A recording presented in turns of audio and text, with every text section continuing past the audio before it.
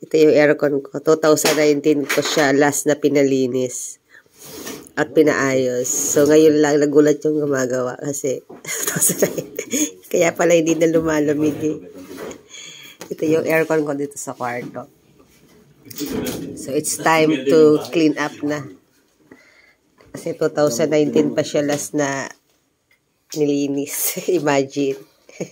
Para hindi siya agad masira. Tsaka laging bago yung ano. Ito 2019 pa to eh. Tingnan nyo mo. Oo nga eh. Ano na, bodega na. 2019 ba naman last na nilinis. Ito naman ang aircon ni Aaron.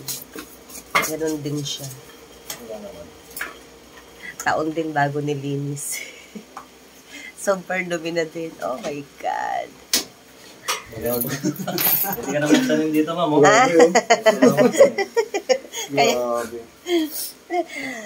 Hindi lumalamig pa yan, lumalamig pa naman. Taon na po rin yung dyan din nililinis, oh. Oo, diba? Dapat 6 months, ano? Opo. O, yun, diba? Taon na yan, eh. Kaya, super, di na talaga kinikarry ang, ano, parang, ano na, pwede na daw kami magtanim dito sa aircon ni Aaron, no?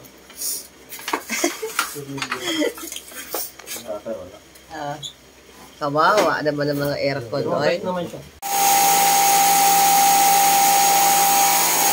Dalawang aircon namin. Yung kay Alvaro wala pa.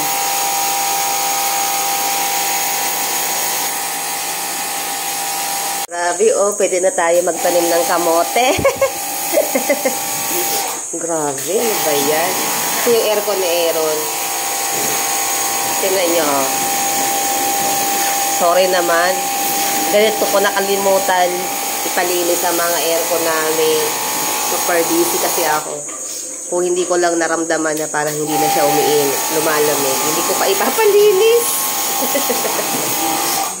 Grabe, dapat pala ang aircon every 6 months nagpapalinis. Ito naman yung sa akin. O, tingnan nyo. O, pwede na rin magtanim ng kamote sa sobrang kapal ng alikabok. Ay! Alika, pasok ka! Nagpapalinis ako aircon. Nagkakabit din po kayo ng split type? Opo. Magkano po ang kabit nyo? 7.5 po sa amin na lahat. Pati mga wiring. Wiring breaker. Basta 10 feet lang po. Ay, 10 liters na. Ilan po? 10 liters yung kaka. Pag lumagpas doon, yung ating additional. Okay. Ito yung aircon ni Aaron. Grabe, oh. Sobrang tagal din ito hindi nalinis. Mula siguro nung nabili ko ito, hindi ito nalinis. Kaya tingnan nyo naman ang dumi. Ano, LSC, oh. Jay, ito yung control ng unang dininis mo? Yan. So, makikita nyo talaga kung gaano ako ka-busy. Busy-busy yan. Oh, tingnan nyo. Ay, grabe. Ito's power. Anong tatak? OX. OX. Tapos ang warranty? 5 years sa compressor. 5 years sa compressor. 2 years sa board. 2 years sa board. Yung mga parts po 1 year. Parts 1 year. Pre-installation, 40,000 to power. Okay. Pre-installation naman pala eh. Yun naman yung aircon ni Amber. Sa kwarto. 1 HP lang siya. Kaya super init. Tingnan nyo naman ang bubong. Oh. Kaya dyan pag ganito na ako. Ito yung papalagyan ko ng ano, tawag dito, ng split type. Ang daming sira dito sa bahay. Pati yung lababo, pinaayos ko na din. Nag-aayos din sila ng lababo. Tubero, electrician, di ba kuya? So, ito yung mawa ng aircon ko. Na-lost thread na din yung lababo ko. Kaya, pinasabay ko na ipaayos. Para isang trabaho na lang habang hindi ako busy. Ayan, sa ilalim. So, super busy for today's ganap. Ang inyong kadaldal.